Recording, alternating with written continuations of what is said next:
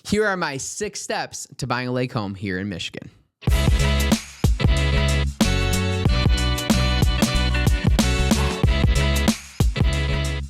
Hello. Welcome to the Living in Detroit channel. My name is Matt Talbot, and on this video, we want to give you an overview of what it's like to buy a lake house here in Michigan. So if you're thinking about buying a lake house here in Michigan, this video is for you. Here in Michigan, there's over 11,000 lakes throughout the state. That's a lot of different options, a lot of different categories, and many decisions to make. So we don't want to give you specifics on individual lakes or buy this lake or not this lake. We want to give you an overview as you're looking to purchase a lake house here in Michigan so you can understand what's your best option. We're going to talk about the different types of lifestyles, the different research you should do, the budgetary stuff, and the different options that you have when it comes to lake purchasing here in Michigan.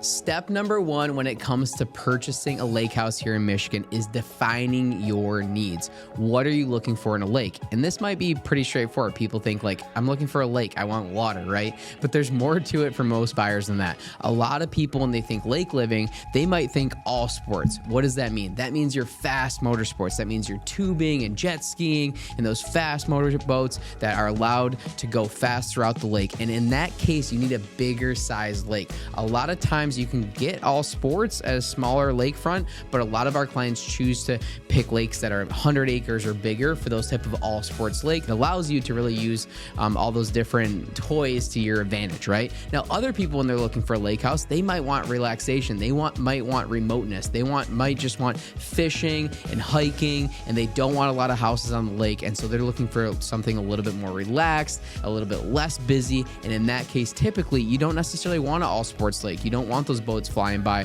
at any given time. Or if it is all sports lake, maybe you want something in a very remote area. So for the most part, that lake stays calm. The other thing to consider when you're thinking about your lifestyle is, do you want this property or this home to be seasonal or year round? Again, might sound like a question that you don't think of a lot often, but seriously, when you're looking at lake houses, a lot of these lake houses, especially homes built a while back, were not necessarily set up for all year round. What do I mean by that? A lot of lake houses don't even have insulation. So even if you were to get a heat source in there, if there isn't one in there, they don't even have insulation set up. So it might be hard to heat that throughout the winter time. So maybe your home is seasonal and you're just looking to enjoy in the summer, or maybe it's something that you want to use all year round. We need to understand that prior to jumping into your search so you can make sure to find something specific for you. Also, when you're thinking about your lifestyle, a lot of times you're in and out of this property. Many people visit lake houses often, and there's a lot of group of buyers out there that also don't visit those homes often. So depending on the lake house that you're looking for, there could be some different items that you have to do when you get on site. For instance, a lot of times there'd be water tanks on site. You need to turn on the water to have water pressure. Some places you actually have to heat up the water heaters, or you have to turn on the heat to be able to pre-warm those. So those are different options and different things that you have to think about when considering the lifestyle of the home you want to purchase of lake living here in Michigan. So once you understand your lifestyle and the type of lake that you're looking for, number 2 is going to be to research the lakes that fit that build. What do I mean by that? So we have 2 things here. One is public versus private access. And that's pretty straightforward, right? Do you want to have a private lake where only you and your neighbors have access to the lake? Or do you want a more public lake where there's boat launches and there might be more of a party lake and more things happening on because more people can actually access to lake? That's something to consider. And then number 2 is going to be lake health. So check for water quality and local environmental efforts. Look for lakes with active preservation groups to ensure long-term enjoyment. Again, if you're into fishing and you want to actively fish and eat the fish and stuff like that, obviously you need to look at the lake health as well as, and of course for swimming purposes, to be able to understand, the different lake health throughout the state. Now, this typically hasn't been as big of a problem as it was years ago. A lot of these lakes have been cleaned up in a lot of different areas. Even more historically dirty lakes here in Michigan have been cleaned up over the last few years here. So for the most part, you don't run into that a lot, but it can happen, and you need to research those types of items. Step 3 when purchasing a lake house here in Michigan is to budget for more than just the house. What do we mean by that? Well, of course, you're buying the property. You're buying the property itself, and you're also buying a house on top of it. But not all properties are the same on lakes. In fact, a lot of the more popular lakes, you actually pay a significant amount per square footage or per foot of waterfront property, okay? And sometimes you can even maybe find a little bit bigger house or a little bit less expensive price to be more on a canal, which still has lake access. So those are items that you're gonna have to consider along the way. Expect to pay a premium for waterfront property, comparing prices in areas like Traverse City, Chains Lakes, South Haven. I mean, this is just giving an example. So we have Traverse City, you might have Torch Lake, then you could have like Portage Lake area, which is more like the west side of the state, and you could go over to like Pinckney area, which is more like General Ann Arbor. Those different lakes, those are just 3 random examples out of 11,000 potential opportunities here. Those are just 3 different random examples of different types of lakes. So you need to understand your budget and what you're going to get. Also, when you're purchasing a lake house, there's some additional costs that you need to consider. 1 is property taxes, 2 would be dock maintenance, and 3 would be insurance. Also, something to consider is flood insurance might also be required. So flood insurance is an interesting one. I'll start there. With flood insurance, you have FEMA, which is a federally regulated item. And so there's these charts and these graphs and there's these maps, right, that allows to show you where you're in a flood zone and where you're not. So you need to know if this property is in a flood zone because there can be additional insurance required. Sometimes if it's in too bad of an area, it might be uninsurable at certain places. So that can be rare, but it can happen and something that you obviously need to consider. Now, when it comes to maintenance of the property, so you obviously have a dock if you want, a boat and that type of stuff, but also there's different items to consider when it comes to that lakefront buying. One can be a retention wall or what are they called? One can be a retention wall or a seawall that needs structural integrity to keep the water off of your land. That stuff can be very, very expensive, and depending on the area that you're purchasing, there can be a lot of variables there. Some places have erosion and different changes in the water height and different water flow throughout the area. So you need to consider these items because they can be very expensive repairs or could deeply affect your home value. So not only do you need to understand the cost and the area and the lakes that you want to purchase, but then you need to deep dive and think about these additional costs when it comes to purchasing a lakefront home. A good real estate agent should help you through that. This is stuff that an agent should be taking you through, should be deep diving. There should be a whole additional checklist that a good agent is doing when you're purchasing a lakefront property that they're going to take you through so you have a deep understanding of this and you leave no rock unturned and you make no major mistakes along the way. If that is what you're looking for, our brokerage is Redefined Real Estate. Of course, feel free to hit us up at any time, comment in the comments below, or fill out our Calendly link here on YouTube, and we can set up a consultation today to discuss your lake house needs. Step number 4. Now, this can happen up front or actually when you're under contract to purchase a lake house, and that's going to be understanding lake specific rules. So zoning and permits, for an example, I mean, some of the stuff we're doing up front, some of the stuff you can be doing during a due diligence period if you need to act fast on a lake house, because there might be multiple offers or different people looking at the property. So sometimes just strategically you need to move fast to purchase a property. Michigan has strict rules about dock installation, shoreline alterations, and specific systems near lakes. So similar to what I just talked about when it comes to erosion and different and seawalls and different options there, you also need to understand zoning and permitting. For instance, like, where you're able to put a septic field. It can't be too close to a lake in certain areas.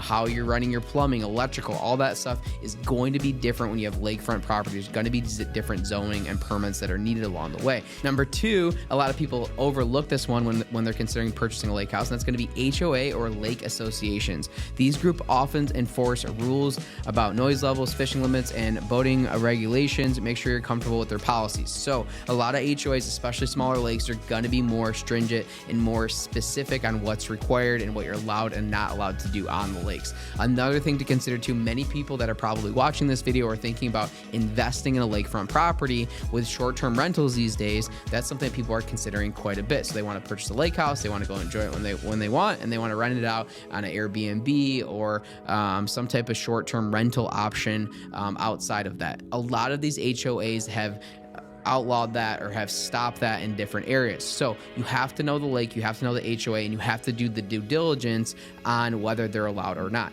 Not just whether they're allowed or not, but a good real estate agent should be looking at the last meeting notes, looking at the updated items that the HOA is considering. Because one item that you could run into, or one topic you could run into, is that the HOA is allowing short-term rentals. You get into the HOA, you move into the property, everything's good, and then you realize, oh, they changed it right after you moved in, and you no longer can do your short-term rentals. You need need to understand all this stuff to be very specific when purchasing lakefront property. And that's on top of all the normal real estate transaction stuff that we're not talking about here on this video, which of course is limitless. Step number 5 when purchasing a lake house is similar to when purchasing any other property, and that's going to be getting a home inspection. So unique challenges when it comes to home inspections. The lake house can feel issues like erosions, foundation wear, or septic system problems. Hire an inspector experience in waterfront properties. With all this stuff, guys, you need someone with experience with waterfront properties for sure, and definitely the inspectors. One big one that can be a very expensive one on lake living is definitely that septic field and your water system, okay? So you have well and septic a lot of times in a lot of these areas, the remote areas, or sometimes you actually ship in water for these lake houses. And so there's different ways that this can be done. Sometimes you have an engineered septic field, sometimes you have a regular septic field, and a lot of lakefront properties are older properties. Also, an interesting factor in considering home inspections here in Michigan on lakefront properties, definitely in Southeast Michigan, lakefront wasn't always what people wanted. Now we think about lakefront as cottages and having fun and going out there, but many areas throughout Southeast Michigan, the lakefront properties were actually the most inexpensive areas. Why? People are like, hey, I'd like to have a lakefront. That's awesome, right? That's what everyone thinks in today's terms. But back in the day, most people that were here in Michigan, they wanted farmland. They wanted land that they could farm and make money off of. And so lakefront properties a lot of times were not advantageous for that. You couldn't necessarily do your planting and do your farming because the lands were too wet, and so you weren't able to do so. So a lot of these old houses, especially really old houses on lakes here in Southeast Michigan and throughout the state, a lot of times no insulation. They were built very poorly because a lot of times they were built for lower income folks, or they were just a quick escape for, you know, a lake house in the summer. They weren't necessarily built for, you know, long-term living or built for all seasons like we talked about earlier in this video. And then number 2, well, water, and septic, which I kind of just mentioned. Many lake homes rely on these, so they're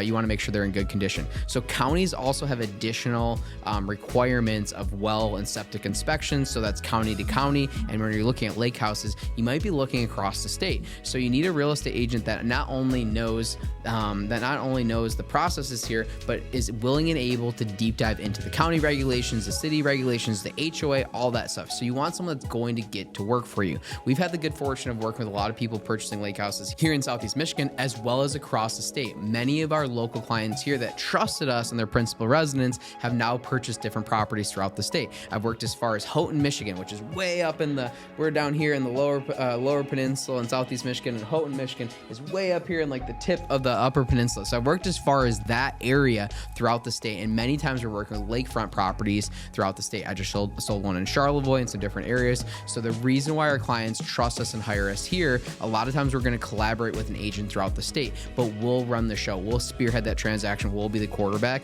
And the reason why our clients like that is because they know that my team and I are going to deep dive and get all the information that they need, so they're protected, safe, and they have the best negotiator in the state along the way, aka me, to go ahead and do that for them. So it's important to trust the person that you're purchasing through. I think a lot of problems that people run into is when they're looking at lake houses, they call the local agent, whoever they found on Zillow, and they just assume it's like a local knowledge. And I'm not saying that all those agents are horrible, but I would definitely shop around and find someone that is good with lakefront properties, that understand what you're getting into, that is going to be detail oriented, that has awesome 5-star reviews across the board, and so to make sure you're being protected. These properties can be even more tricky than some of the more primary residents or principal residents in more populated areas because of all these different variables talked about in this video. Step number 6, consider all the different lifestyle perks of the lake. So we're going to kind of end where we started. We kind of started understanding the type of lake that you're looking for. Now there's some differences here, and what my team put together is awesome. So what Mikey put together, I should say, he wrote the script, he's filming this video. What Mikey put together is awesome. So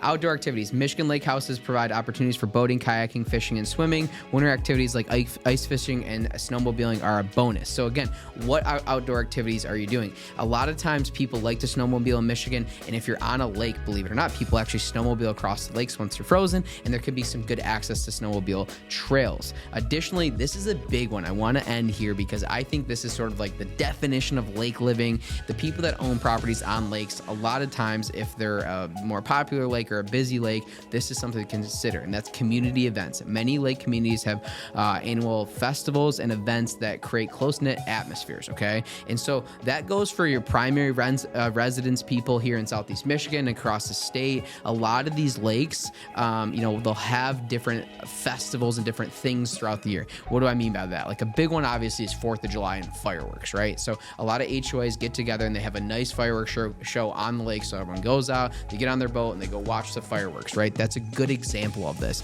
But these different towns, these different lakes, if they're going to be more of a vacation property or a primary residence, it doesn't really matter.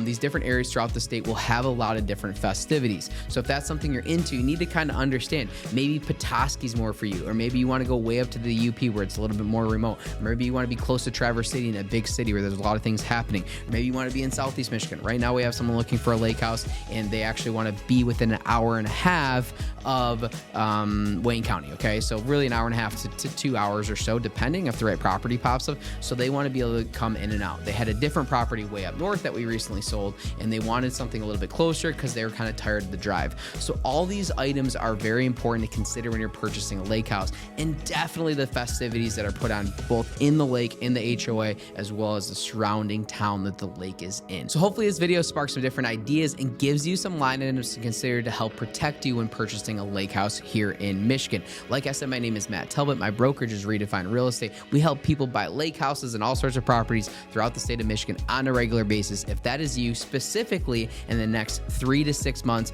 definitely comment below. Hit us up today. We need to get rocking and rolling. Even if you're a year out, initial conversations are welcomed at any time. And I think that can give you a really good plan of attack as you look forward to purchasing a lake house or any home here in Michigan.